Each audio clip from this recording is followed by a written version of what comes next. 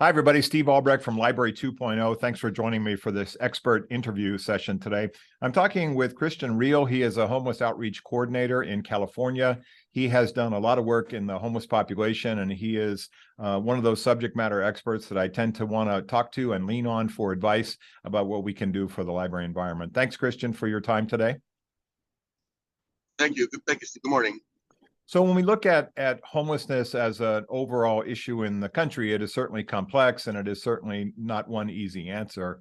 But I think one of the things the library people would like to know from you is, from your background and experience, they see a wide range of homeless people coming into the library environment. Some of them are cooperative and quiet and don't cause any problems whatsoever, and a small number are really problematic.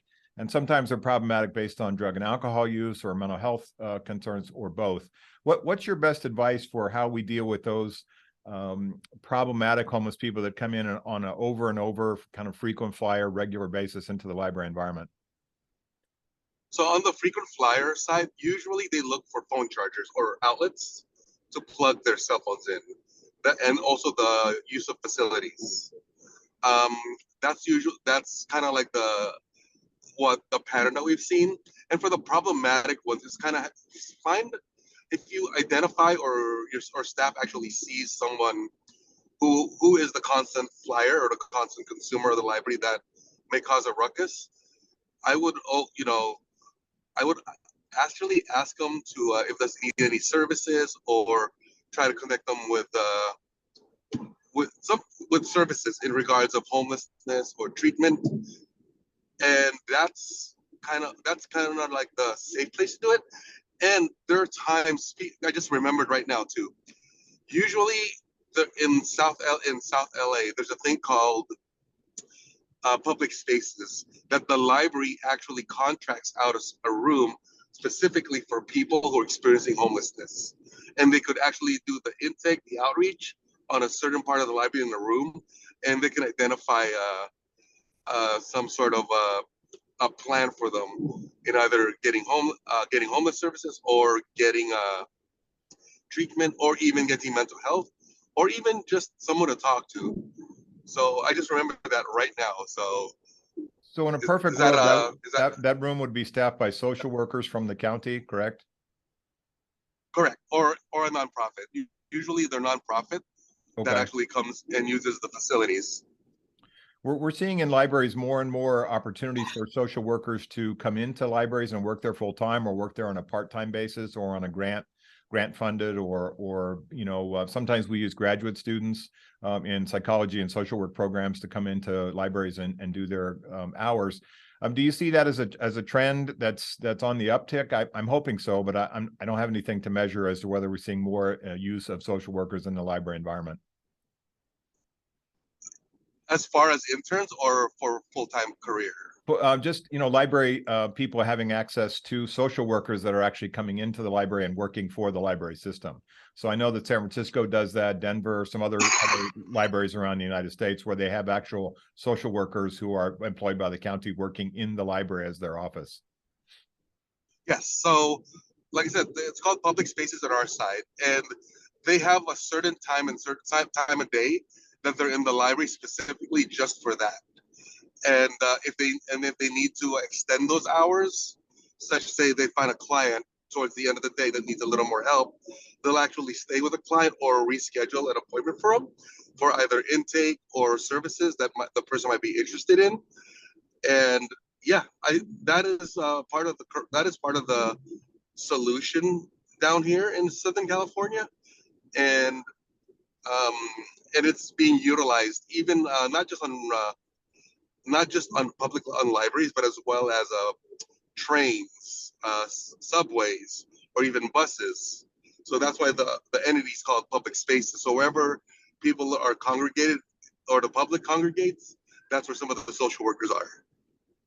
So if you look at some of the resources that library staff members can get, whether it comes from experts like you, or social workers, or homeless people that run homeless shelters, what do you see that we can provide to library people, like hygiene kits, or bus passes, or places where people can go and store their belongings? What kind of what kind of tools are you seeing that people can get or homeless people can get services from the library in terms of actual physical things that can help them?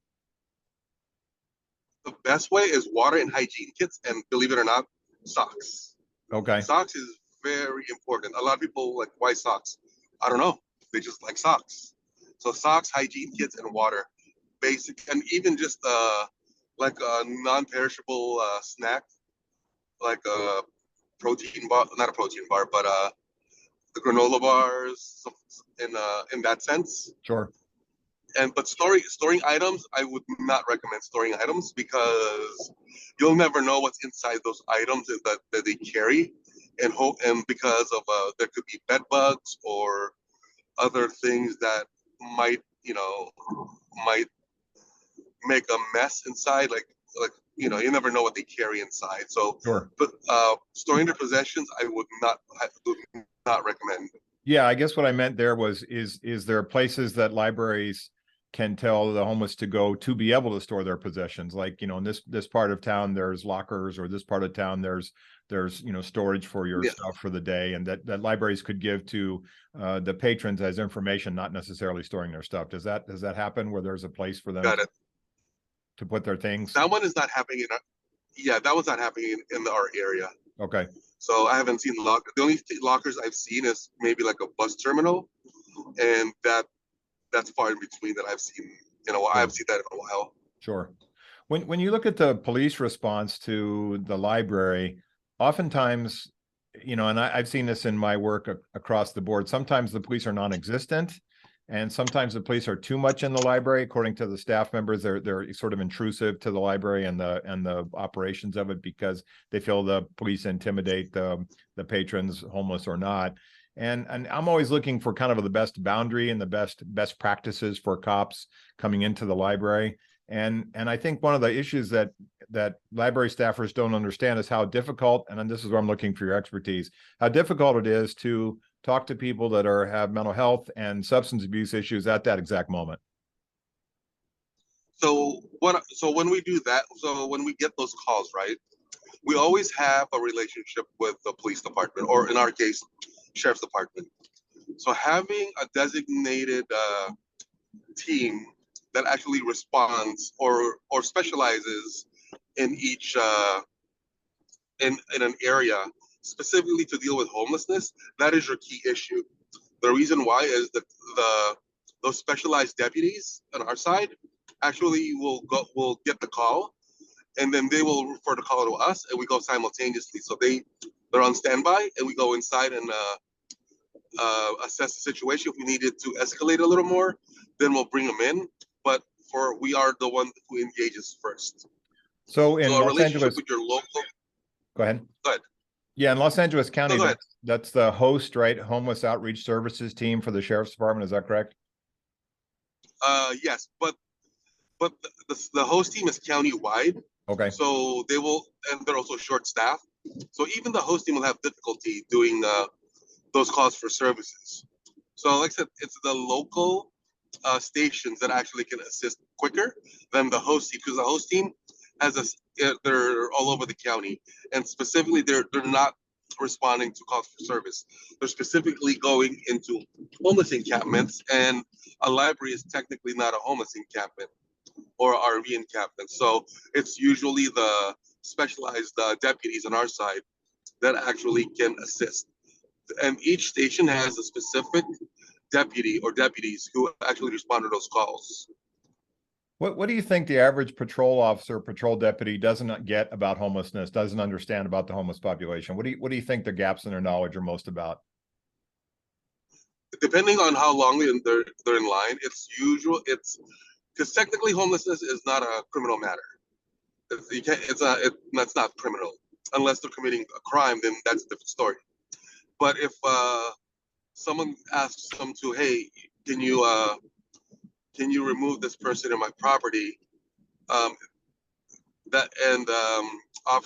deputies could actually ask them to leave. But if it's in a private area, if that's a public area, they're a patron, that's the difficult part. So there's no the balance there is how good the deputy is to diffuse the situation and offer a solution versus kicking a person out. So depending on the tools that he has or knowledge, that's kind of like the game changer. On our side, we actually train some of the deputies, and they have our numbers. And when they get a call, they would actually piggyback with us and ask them, "Hey, I got this guy in the library, or I got this guy who needs help. How can we help him?"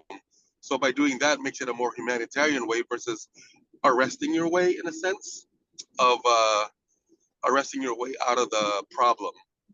So we all work coincide with each other. That's why a relationship with law enforcement, the county workers who assist with homelessness or nonprofits, those are your key elements.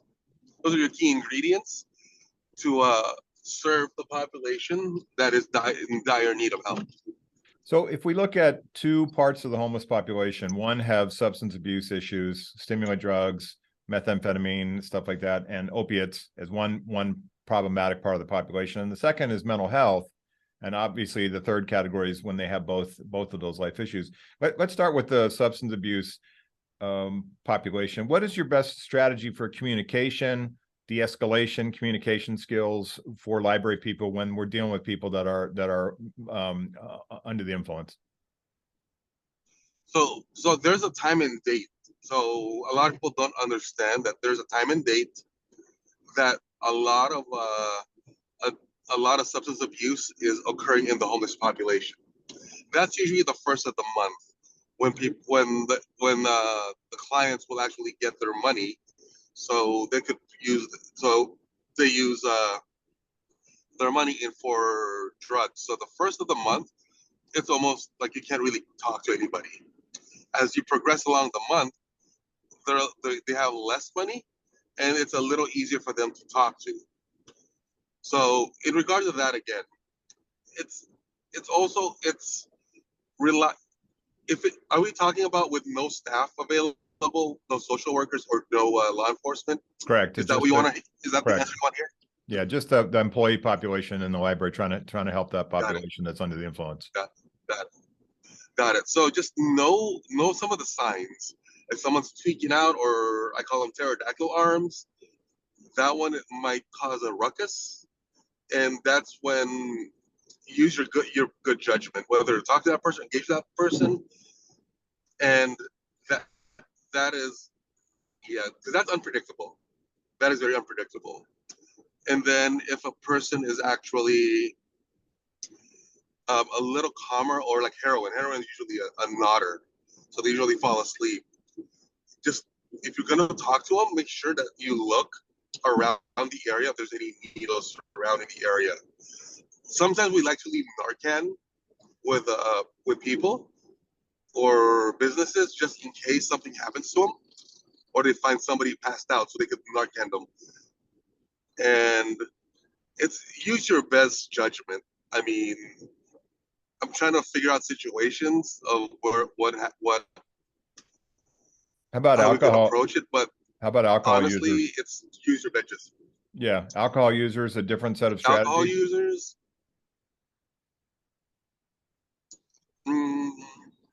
if they're not, if they're drinking,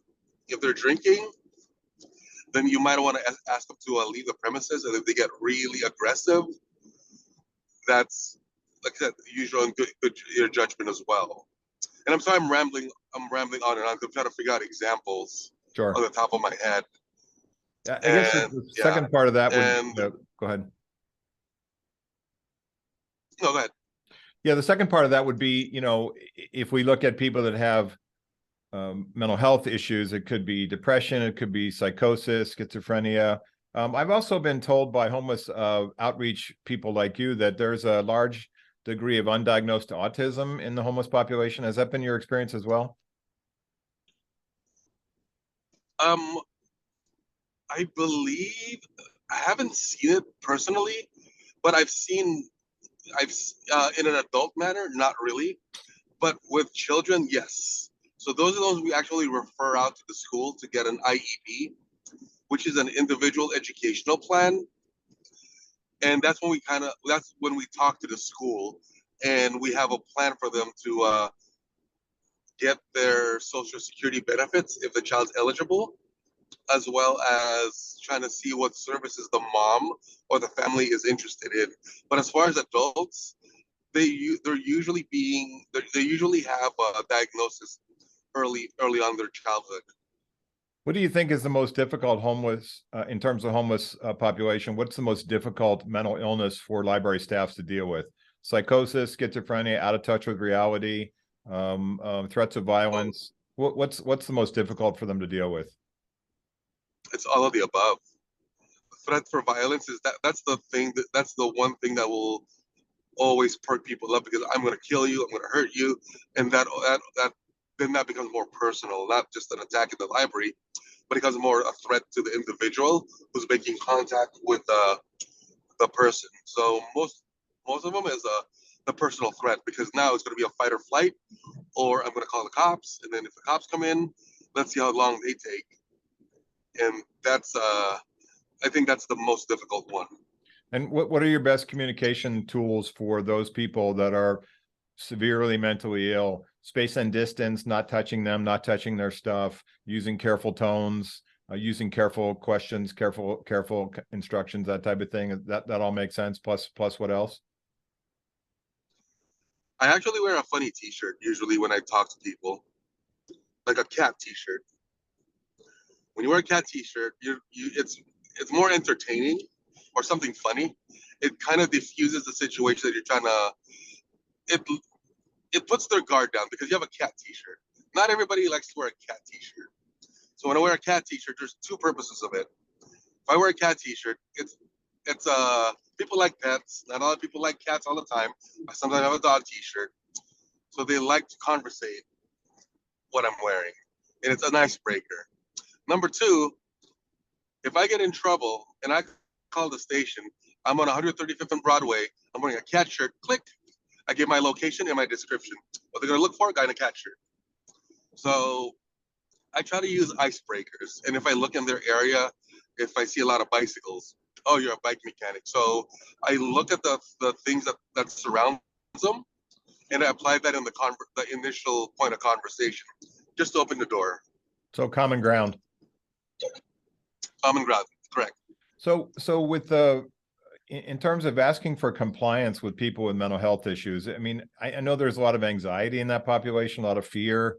They don't like being touched, their personal space being violated. I mean, those are all rules that you think library people ought to follow in terms of space and distance and things like that. Yes, don't touch your items. Don't touch your belongings, because nobody likes to get touch your belongings unless they ask for help for it. But make sure you wear proper safety, like PPE, that whatever the protocol is. Because like I said, you never know what they're carrying. You don't want to get pricked or poked, or all of a sudden you have something on you. So just like I said, use best practice, good judgment, best practices. When you look at back to substance abusers for a second, you talked about stimulant drug users and then people that are kind of on the nod from opiates. I also think about people that are in withdrawal from either of those drugs, or when withdrawal from alcohol, that makes them kind of erratic. Their drug of choice they need to use at 4 to 6 hour intervals, and are not able to get it, and that makes them problematic or erratic or really difficult. Has that been your experience in seeing people in withdrawal? They're just hard to handle. Yes, though, especially the alcohol ones, because I think you could die a little quicker than alcohol, and you'll die quicker with alcohol versus opiates or drugs. And when that withdrawal, it's gnarly. I'll put it that way. It's gnarly, and like excuse me. And there's sometimes I've seen social workers, because they work with certain clients, that they'll literally buy them alcohol just to calm them down before they go to a treatment or detox. Wow. Or some sort of care. Wow. Just because of the alcohol could kill them quicker.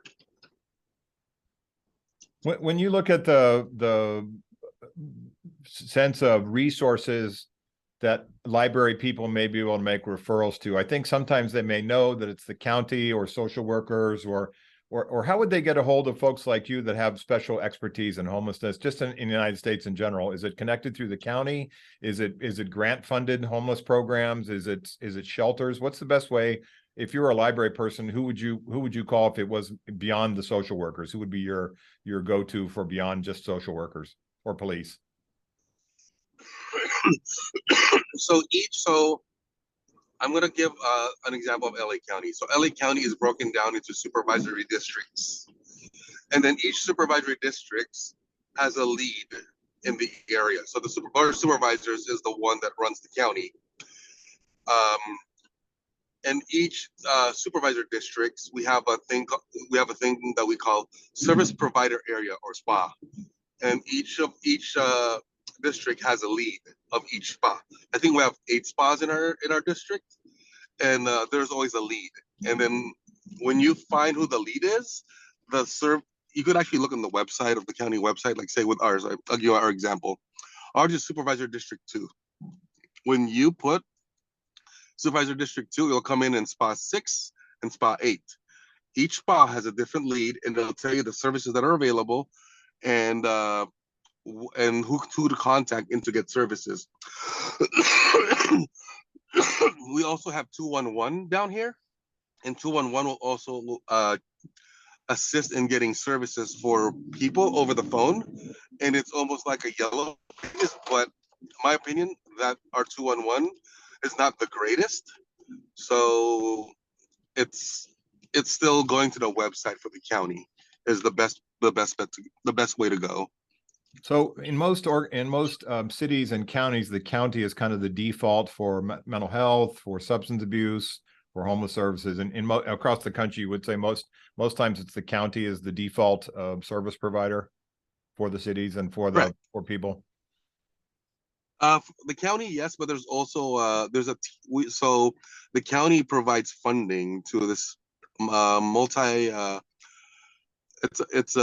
They call it E6. It's a multidisciplinary team. So in each team, there is a mental health specialist, substance abuse, peer advocate, case manager, and even a nurse that drives around specifically looking or responding to calls for individuals who's needing help, which is also part of the team that I called public spaces earlier. Right. So there are teams that rove around in our area, and we do have a central dispatch that if an individual needs help, it goes to the coordinator. Like I said, remember each spa has a coordinator. Right. The calls will go directly to them and will be distributed out. The response time, unfortunately, is between same day or 24 hours or 72 hours of response time. Do you think libraries would benefit from calling individual homeless shelters and saying, can you give us some advice, some information? Can you send somebody here? Can we meet? Can we talk about some services we may be able to provide to a homeless population that comes in here that comes through you? I mean, is that a reasonable, we talked about the hygiene kits and the socks and things like that. Would that be reasonable for library leaders to reach out to homeless shelters nearby and say, how can we partner on some things? Absolutely. That's probably the key, because now you have versus hoping that someone will pick up your call. Now you have a person who you actually connect with. And that is absolutely crucial for both in order to become a team.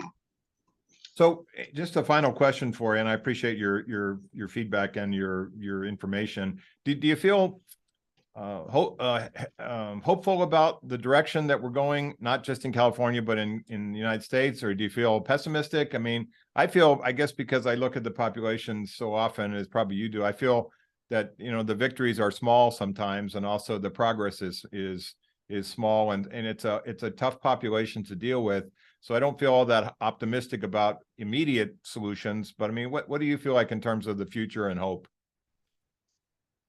Ooh, it's difficult. It's really difficult to gauge, but like I said, I feel the same way as you do. We get little victories here and there, but eventually, and hoping that they don't come back into their situation. But it's difficult. It's difficult on our side because we want to help everybody, but we can't force them to get help. Anything else to wrap up? No, sorry, just go around in a circle just because of my flu Yeah. or yeah. So I'm usually a little more prepared. But yeah, you're like very I, helpful for everybody, and I appreciate it. So, Christian, thanks a lot. Let me go off the recording.